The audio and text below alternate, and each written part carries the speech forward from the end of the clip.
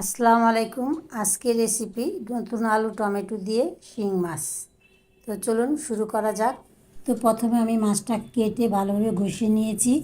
এখন আমি মাছের রগটা ফেলবো। আমাদের কাছে চাচলিক যে খাই আমরা, চাচলিকের যে কাঠিটা, এই কাঠিটা দিয়ে আমি মাছের রগগুলি ফেলবো। যদি একটা দিয়ে না হয় তাহলে দুইটা একসাথে নিয়ে আমি রগগুলি উঠাবো।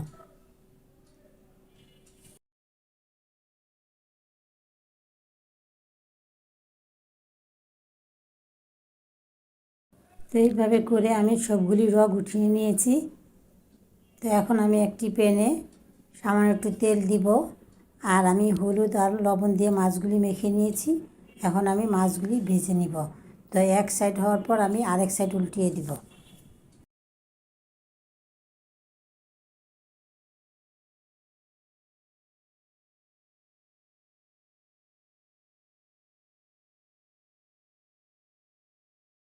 তো আমার মাছগুলি ভাজা হয়ে গিয়েছে, আমি এখন উঠিয়ে নিব। এখন আমি আলুগুলি ভেজে নিব। তো আমি সামান্য একটু লবণ দিব আর সামান্য একটু হলুদ গুঁড়া দিব, দিয়ে আমি ভালোভাবে মিশিয়ে আলুগুলি ভাজবো।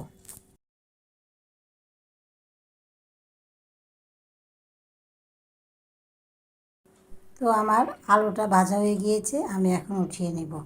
আর এই প্যানেই আমি সামান্য একটু তেল দিব, দিয়ে আমি রান্নাটা করে নিব। তো এখানে আমি 2 থেকে 3টা পেঁয়াজ কুচি দিব, দিয়ে পেঁয়াজ কুচিটা ভেজে নিব। এরপর আমি পেঁয়াজ পাতাগুলি দিব, দিয়ে সামান্য একটু ভেজে নিব। বেশি ভাজলে পেঁয়াজ পাতাগুলি পুড়ে যাবে, তাই পেঁয়াজ পাতাগুলি বেশি ভাজবো না। এরপর আমি দিব মশলা। এরপর আমি মশলা অ্যাড করব। প্রথমেই দিব হাফ টিস্পুন হলুদ গুঁড়া, হাফ টিস্পুন মরিচ গুঁড়া, হাফ টিস্পুন ধনিয়ার গুঁড়া, হাফ টিস্পুনের চেয়ে কম জিরা বাটা, হাফ টিস্পুনের চেয়ে কম আদা বাটা, আর হাফ টিস্পুনের চেয়ে কম রসুন বাটা। এরপর দিব স্বাদ অনুযায়ী লবণ, আর দিব সামান্য একটু পানি, দিয়ে আমি ভালোভাবে মিশিয়ে নিব। এরপর আমি মশলাটা 5 থেকে 6 মিনিট ভালোভাবে কষিয়ে নিব। তেলের উপর যখন মশলাটা উঠে আসবে তখন আমি আলুগুলি দিয়ে দিব।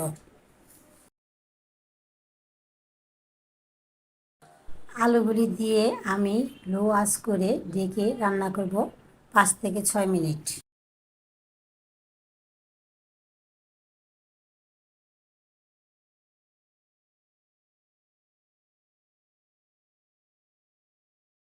এরপর দিব টমেটোগুলি। তো টমেটোগুলি দিয়ে আমি আলুর সাথে ভালোভাবে মিশিয়ে নিয়ে আবারও 4-5 মিনিটের জন্য ঢেকে রান্না করব।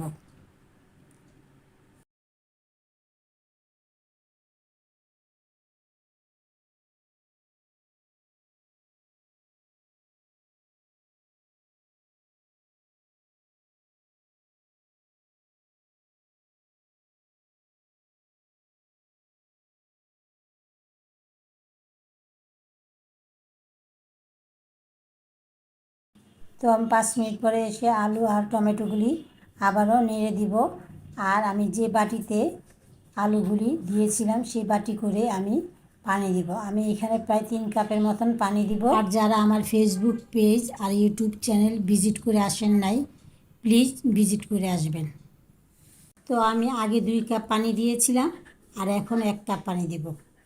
তো আমার 3 কাপ পানি দেওয়া হলো। এখন আমি ঢেকে রান্না করব 2 থেকে 3 মিনিট বলক আসার পর।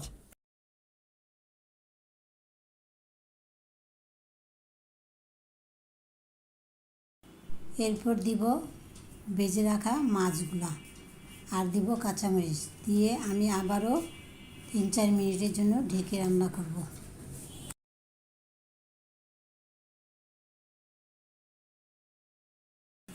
এরপর ধনিয়া পাতা দিয়ে নামিয়ে পরিবেশন করব।